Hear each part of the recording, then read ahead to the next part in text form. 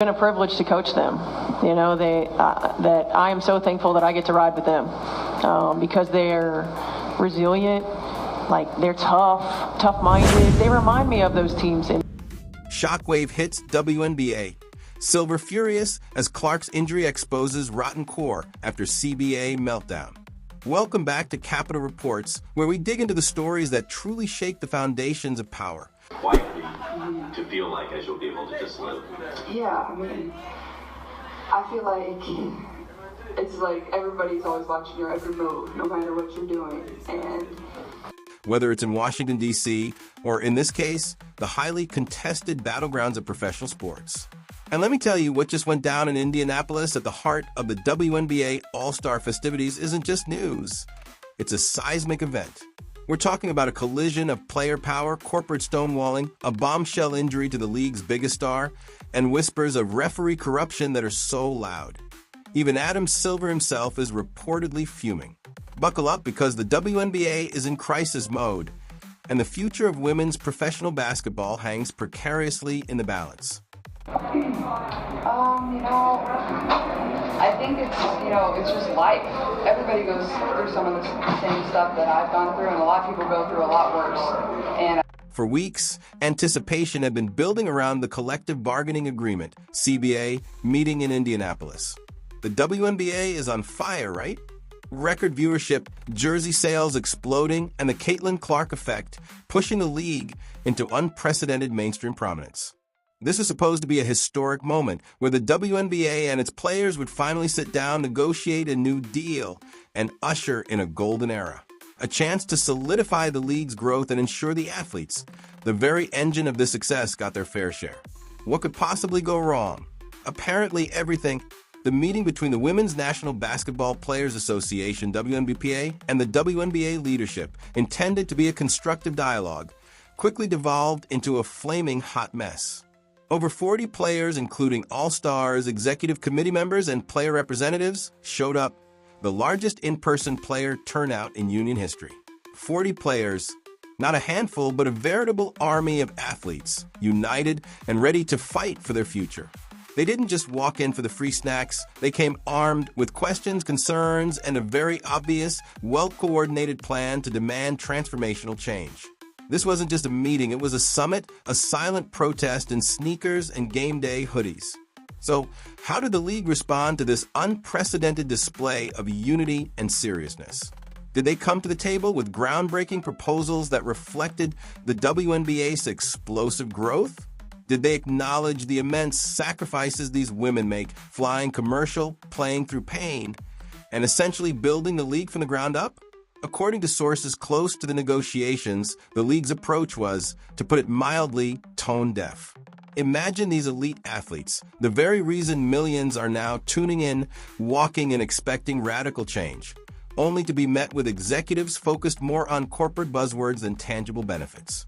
We're talking PowerPoint presentations complete with transitions and stock photos that seem to prioritize optimizing player synergy over, actually optimizing player lives. The vibe went south faster than a rookie on a 10-day contract. The players came seeking answers on critical issues: travel, pay, and healthcare. Let's start with travel, or as the league reportedly framed it, enhanced mobility opportunities. Translation. And that's Lexi. She's always working her tail off on the defensive end, doing all the little things that it takes to position us for success. You're still flying commercial, but we'll try really hard not to book you a middle seat between a toddler and a man eating a tuna sandwich. The players who routinely sprint through airports with sore knees and back-to-backs looming brought up the urgent need for charter flights. The league's response? Vague promises about phased implementation and logistics assessments. It's bad when a room full of professional athletes collectively roll their eyes so hard it almost causes a solar eclipse. Then came the money. Players wanted transparency, equity, and salaries that don't require them to play overseas in the off-season or start side hustles selling protein powder just to make ends meet. What they reportedly got was a convoluted flowchart about performance incentives that looked suspiciously like the back of a cereal box. Whispers from inside the room suggest that when someone from the league mentioned merit-based allocations, a prominent player allegedly stood up and simply uttered, "Nope." It was a silent, yet incredibly powerful rejection. And the player wellness aspect? Forget about dedicated team therapists or policies that truly support mental and physical health. The league reportedly offered resource centers, the kind of vague, non-committal initiative that gets tucked into a brochure to make it sound like something's being done. When pressed on whether these would be mandatory or properly funded across all teams, the answer was a resounding shrug wrapped in expertly crafted PR language. The mood in that room shifted dramatically. 40 players came ready to negotiate, to push for a better future. By the midpoint of the meeting, many were reportedly texting their agents things like, "Get me out. This ain't it, and I'm about to throw this PDF across the room." Some remained silent, others whispered. A few simply stopped pretending to pay attention. One player was even spotted doodling "no" in cursive on a notepad, a visual metaphor for the collective rejection heard around the league. This wasn't a few disgruntled individuals, it was a unified front saying, "We're not buying what you're selling." And then the bombshell that rocked the All-Star weekend even further. Caitlin Clark's withdrawal from the All-Star game and the three-point contest due to a new groin injury. While the timing is purely coincidental with the CBA meeting, it magnifies the very issues the players are fighting for. Clark, the undeniable face of the WNBA surge in popularity, is now sidelined due to a third groin injury this season, adding to a list of non-contact injuries. This is a player who was virtually indestructible throughout her college career. Her absence from such a high-profile event shines a harsh spotlight on the physical toll the current travel and schedule demands take on these athletes, and how desperately improved player care is needed.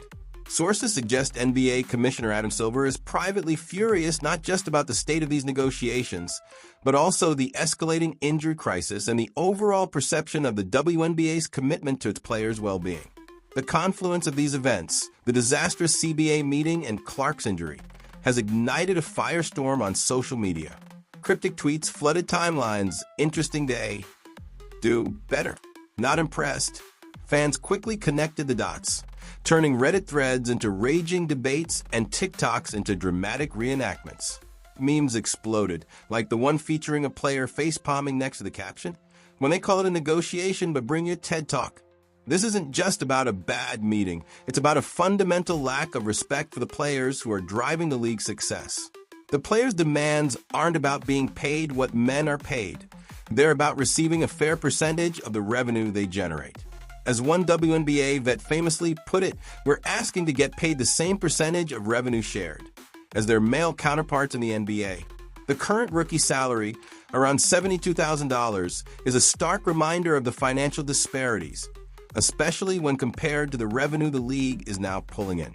This isn't just about money, it's about dignity, about not having to use your own per diem for an Uber because the team bus left early, or stretching on hotel conference room carpets because the gym was double booked. The 40-player attendance was a message. The collective rejection of the league's proposals was even louder. This wasn't a few disgruntled players. This was a unified uprising. The league, reportedly genuinely surprised by the players' stance, seemed to believe it could dazzle professional athletes with graphs and promises of potential, as if these women haven't been grinding for years, flying coach, getting underpaid, and doing media tours between games. You can only smile and nod at buzzwords for so long before your neck starts hurting and your patience wears thin. And the kicker? The suggestion of a review committee for player complaints. Because when your house is on fire, nothing says "we hear you" like forming a committee to debate if the fire is real. This kind of tone deafness is exactly why the WNBA opted out of the current CBA back in October, setting the stage for these tense negotiations. The current CBA expires in October of this year, and if things aren't resolved, a work stoppage, a lockout, or strike becomes a very real possibility. Players like Nafisa Collier and Angel Reese have already alluded to a potential walkout if their demands aren't met. The WNBA is at a make-or-break moment. Viewership is climbing, merchandise is flying off shelves, and brands are finally recognizing that women's basketball isn't just relevant, it's a gold mine. But here's the harsh truth. You can't sell empowerment on TV and serve silence or worse, empty promises in negotiations. The disconnect is too loud now. The players who star in those empowering promo videos are still having to beg for basic rights. We'll form a subcommittee. Answers not maybe next quarter, but real action. Because these players aren't smiling anymore and they're done playing polite. They've taken the high road for so long it's practically a walking trail at this point. But Indiana? Indiana was the moment the GPS rerouted. So the next time you see a WNBA player post a vague emoji or suddenly rest a game or repost a meme about empty promises and tiny print contracts, just remember Indiana. Remember the collective no thank you from 40 players. Because if the league doesn't get serious soon, those 40 that showed up might become 100, and at that point, it won't be a meeting. It'll be a movement. Players want equity. The league offered increased alignment metrics. Players asked for support. The league offered vibes. Players demanded change. There's a storm brewing, and it started in Indiana. Not with a fight, but with a collective exhale, a rejection, a very professional, very polite, and very deadly no thank you. And the league, and perhaps Adam Silver himself, better wake up. Because if 40 players showing up together isn't a wake-up call, then what comes next won't be so quiet. The next CBA meeting? Oh, it won't be a meeting. It'll be a showdown with receipts and maybe some popcorn. Because the players are done asking nicely. And if Indiana taught us anything, it's that they came ready to burn the script and write their own. What do you think is next for the WNBA? Will the league finally meet the players' demands? Let us know your thoughts in the comments below. And if you want to stay on top of these crucial developments, make sure to like this video, share it with everyone you know, and of course, subscribe to Capital Reports for the unfiltered truth. Hit that notification bell so you never miss an update.